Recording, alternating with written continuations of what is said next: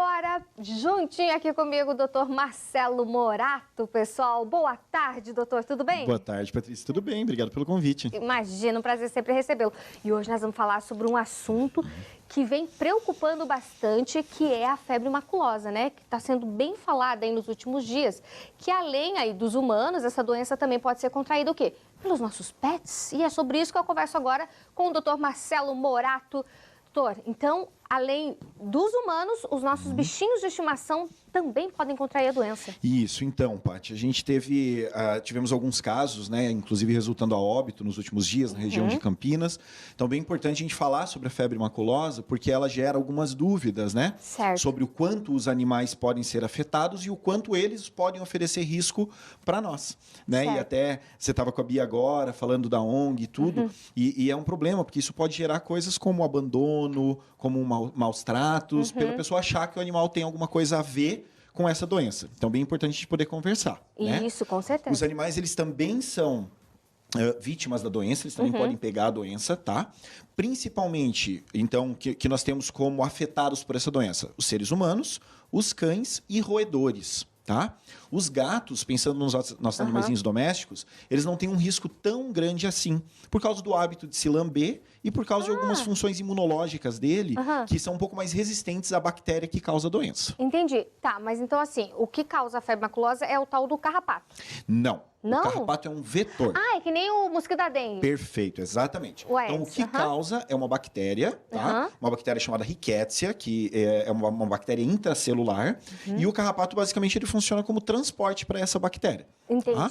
Essa bactéria, ela pode estar, por exemplo, num roedor, num animal onde ela só fica circulante. Capivara, gambá, tá? Nesses animais. O carrapato vai lá e pica esse animal, pega a bactéria e pode picar um ser humano e aí sim passar a doença. Entendi. Então, o carrapato, ele é o vetor, que é esse bichinho aí que tá aparecendo no seu vídeo, viu, gente? Chegou até a me dar uma coceira. Você vê que a gente começa a falar. E aí, a gente tá vendo alguns dos sintomas também, né, doutor? Que isso nos humanos. Isso. Os sinais clínicos ou os sintomas, eles são bastante inespecíficos na sua generalidade. Então, por exemplo, letargia, né? Ficar mais caidão, ficar mais tristão, talvez algum inchaço. São sinais que a gente chama de inespecíficos. O sinal mais específico que nós temos são as manchas. Tá. Inclusive, por isso é o nome febre maculosa. Mácula vem de mancha. Tá? Então, essas manchas podem acontecer tanto no ser humano, quanto nos cães, né? Quanto nos animais. Isso, daí eu ia te perguntar. Então, nos animais, é o mesmo sintomas? Isso. A gente tenta diferenciar sintoma de sinal clínico. Tá. Sintoma é aquilo que eu relato. Tá. Eu chego no médico e falo, nossa, estou me sentindo cansado. Isso é um sintoma, isso o ser humano tem. O animal ele vai ter sinal clínico, né? Então o tutor vai chegar para mim e vai falar, ele tá mais caidão, ele não tá brincando tanto, hoje eu peguei a coleira, ele não levantou correndo. Por isso que a gente fala que é um sinal inespecífico. Qualquer tipo de febre vai causar uma letargia, uma gripe vai causar uma letargia. Então quando a gente fala do sinal clínico principal, são essas manchas que nós vimos ali nas fotos. Isso, e daí no animalzinho, para ver essas manchas, porque, por exemplo, o meu pet, o Chico, o Chico tem pelo para dar e vender, entendeu? Sim. Então é o quê? Tem que ir abrindo o pelinho e dar uma olhada de vez em quando ali. Isso. Então, por exemplo, quando ele vai pro banho, né? No momento, ou quando você dá banho nele em casa, né? Quando você dá o banho ali, a água acaba abrindo bastante os pelos, você consegue ver, mas principalmente observar a região da barriga. A região da barriga é uma região glabra, que a gente chama, ou seja, fisiologicamente sem pelos, né? Ela é mais abertinha. Então, sempre olhar nessa região ali, você pode ver alguma coisinha, principalmente se você sente que teu animalzinho tá mais caidinho, né? Nossa, hoje o Bob nem levantou, hoje ele não quis passear, hoje ele tá mais caidão, não quis comer. Olha lá aquela barriguinha, vê se tem alguma manchinha e procura um veterinário. Entendido. E se demorar muito tempo, por exemplo, a pessoa não viu, enfim, foi passando os dias, o que pode acontecer com o animalzinho? A doença ela é potencialmente fatal, tá?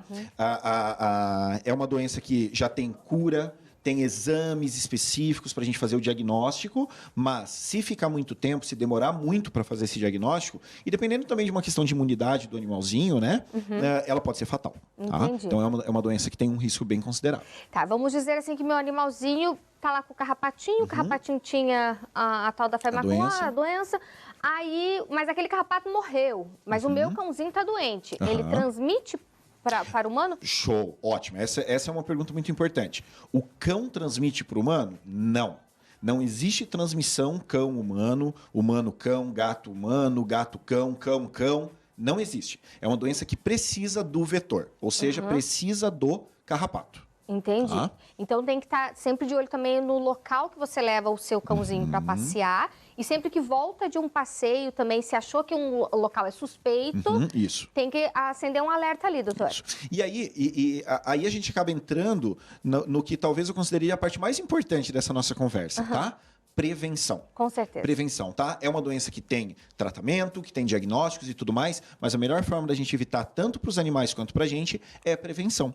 E a prevenção vai ser o quê? No animal, tomar o remedinho. Hoje nós temos inúmeras formas de medicamento contra carrapatos. São os ectoparasiticidas, que a gente chama, né? São os remedinhos ali que não deixam ele pegar o carrapato. Tem por via oral, tem aquele que você pinga na nuca, tem coleira repelente, né? Nós temos empresas de detetização que você pode chamar também para cuidar ali do seu quintal, tá? Então, essa prevenção vai ser a parte mais importante. Para o carrapato transmitir a doença, ele tem que ficar algumas horas aderido ao hospedeiro. Então, ele tem que estar algumas horas aderido à pele do cão ou à tua pele. Então, por exemplo, se a pessoa foi passear, que nem você disse, levei num parque, levei em qualquer lugar que potencialmente, e teoricamente qualquer lugar potencialmente pode ter um carrapato, Sim. qualquer gramado, piso, qualquer lugar, tá? Você pode levar um carrapato para tua casa sem querer no teu sapato, por exemplo, tá? Qualquer lugar assim, chegou em casa, dá aquela conferida legal no seu animalzinho, faz um carinho, viu ele coçar, dá uma olhadinha, olha onde ele estava coçando, vê o que estava fazendo. Viu um carrapato, coloca uma luva, tá? Coloca uma luva, não espreme esse carrapato. Então, muitas vezes as pessoas removem o carrapato do cãozinho Certo. e tem aquela mania de apertar com as unhas para Igual matar piolho. ele, igual piolho. Não façam isso. Nesse momento, você pode acabar tendo contato com essa bactéria também. Tá? Então, encontrou esse carrapato, coloque ele no meio de um papel, joga fora lá na descarga, faz alguma outra coisa para eliminar esse carrapato. Mas não aperta com a unha, não. E quanto tempo que o carrapato fica contaminado? Ou ele fica pro resto da vida dele? Ele pode ficar pro resto da vida dele. E para ele não faz nada? Pro O carrapato, não. Não, pro carrapato, não. E a gente está numa época agora que a gente tem muito carrapato. Então, no período ali que a gente teve mais seco, mais de calor, eles se reproduzem.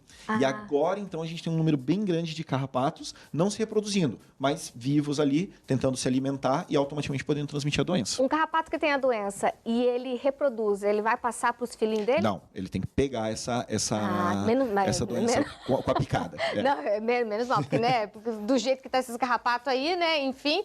Mas então, doutor, principalmente a questão da prevenção e Isso. observando alguns sinais no seu pet, né? Observando ele que ele tá meio caidinho, enfim, encontrou um carrapato no seu cachorrinho, olhando lá, não só o cachorrinho, mas muitas pessoas têm roedores hoje em casa também, Sim, né? também Os podem hamster. ter.